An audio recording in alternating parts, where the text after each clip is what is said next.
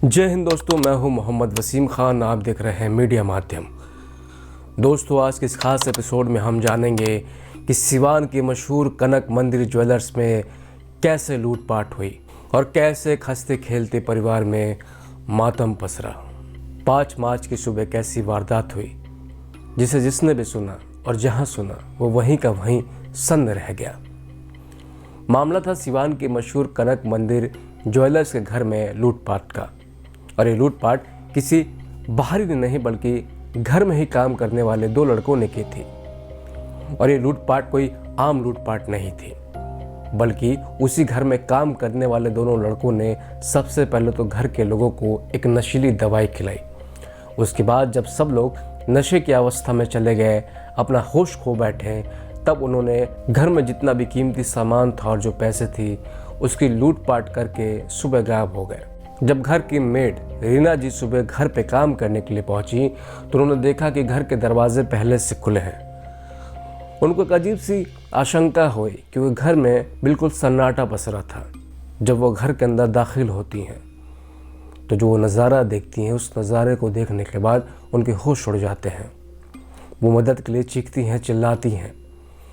फिर कुछ और भी आसपास के लोग इकट्ठा होते हैं और घर में दाखिल होते हैं। वो देखते हैं कि पूरा परिवार अपने होश में नहीं है।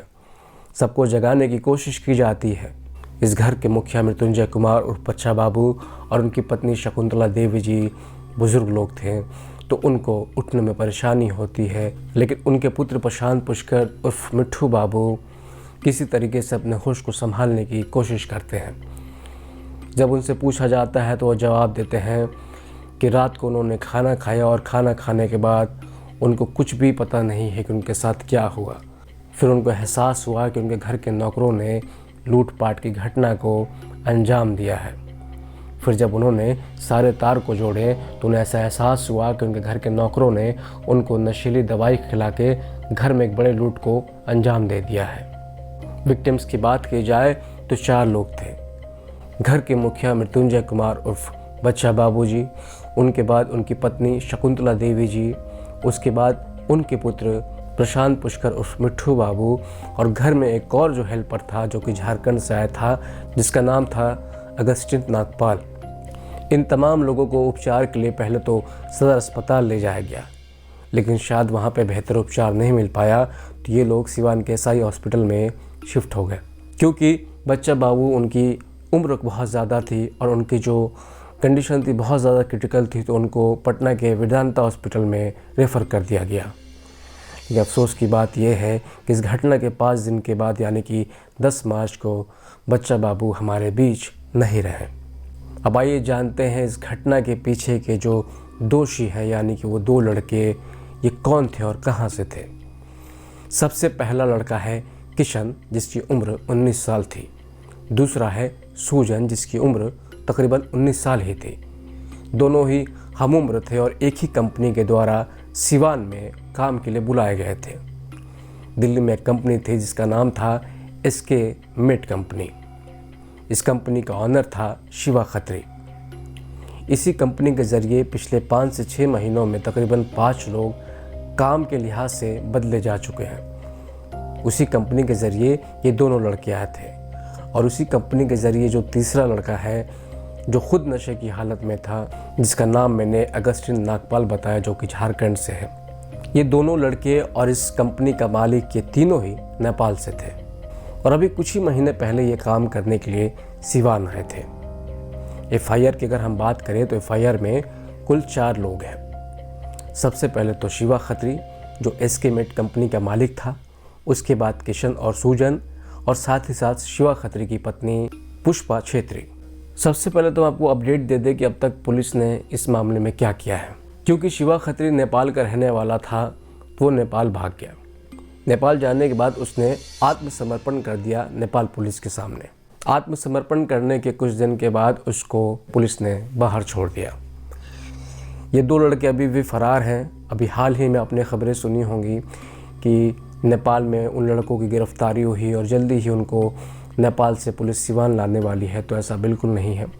जिस शख्स की गिरफ्तारी हुई है नेपाल में, वो इन दोनों लड़कों में से किसी एक का चाचा है और उस पर भी पास्ट में आपराधिक मुकदमे दर्ज हो चुके हैं। उसकी गिरफ्तारी हुई थी क्योंकि उससे पूछताछ हो सके।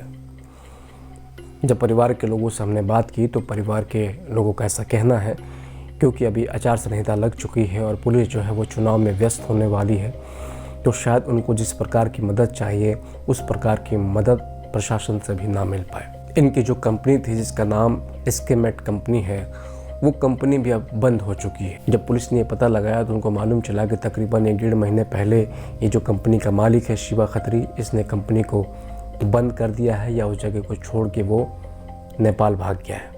इसमें एक और सवाल उठता है, जो शिवा खत्री नाम का कल्प्रिट है, यानी जिस पे अंदेशा है कि ये भी इस पूरे के पूरे गिरोह में शामिल है, इसके पास भारत का आधार कार्ड कैसे आया?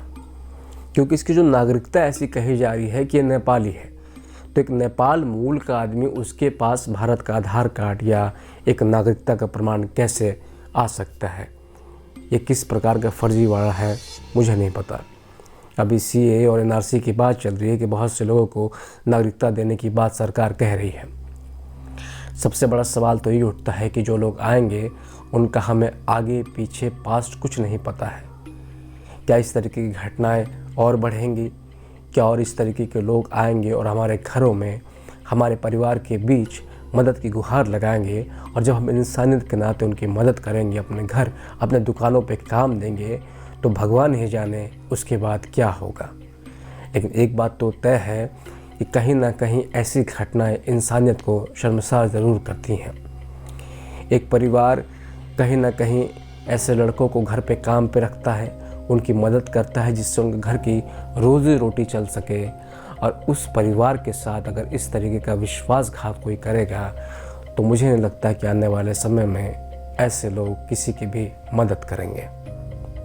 इनके बारे में हम बता दें कि ये लोग बेहद ही शरीफ लोग हैं और अपने काम से काम में मतलब रखते हैं। किसी भी बात विवाद में ये लोग नहीं पड़ते हैं, और जिस प्रकार की क्षति इनको पहुंची है, चाहे आर्थिक रूप से हो या मानसिक रूप से हो, मैं या मेरी टीम या मेरे चैनल की तरफ से मैं सिर्फ इतना ही कहूँगा कि भगवान मृत्युंजय कुमार उर्फ बच्चा बाबू जी की आत्मा को शांति दे, और इस मुसीबत भरे वक्त में इनके परिवार के लोगों को सब्र दे।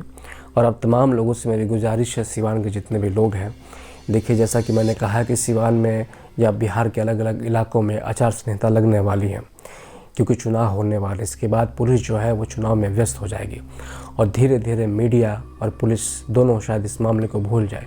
और हो सकता है क्योंकि ये लोग शरीफ लोग हैं तो शायद इस मामले को ये लोग भी एक समय के बाद भूल जाए, क्योंकि अभी इनके परिवार को बहुत ज़्यादा ज़रूरत है आप लोगों के सपोर्ट की।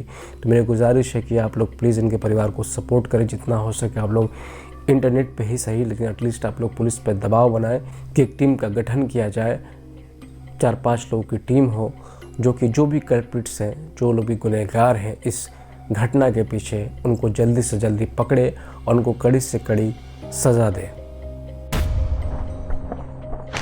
अगर आप हमारे चैनल पर पहली बार आए हैं तो इस चैनल को सब्सक्राइब करें। अगर हमारा काम अच्छा लगा हो तो इस वीडियो को लाइक करें और आगे शेयर करें, जिससे कि हमारा काम और भी ज़्यादा से ज़्यादा लोगों तक पहुँचे।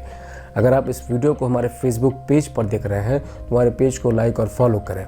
ऐसी ही तमाम खबरों और एपिसोड्स के लिए देखते रहें मीडिया माध्यम। जय हिंद।